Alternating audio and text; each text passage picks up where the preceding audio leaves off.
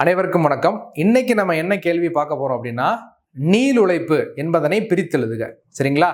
நீண்ட கூட்டல் உழைப்பு, நீளு கூட்டல் உழைப்பு, நீன் கூட்டல் உழைப்பு, நீள் கூட்டல் உழைப்பு. இதுக்கான விடை என்ன? வாங்க பார்க்கலாம்.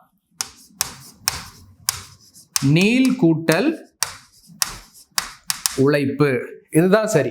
எப்படி சார் இது சரி அப்படின்னு கேட்டீங்கன்னா, கவனிங்க. ஆப்ஷன் ஏ பாருங்க, நீளு கூட்டல் உழைப்புன்னு இருக்கு. இதை நம்ம சேர்க்கவே முடியாது. இப்படி ஒரு புணர்ச்சி விதி நம்ம படிச்சதே கிடையாது.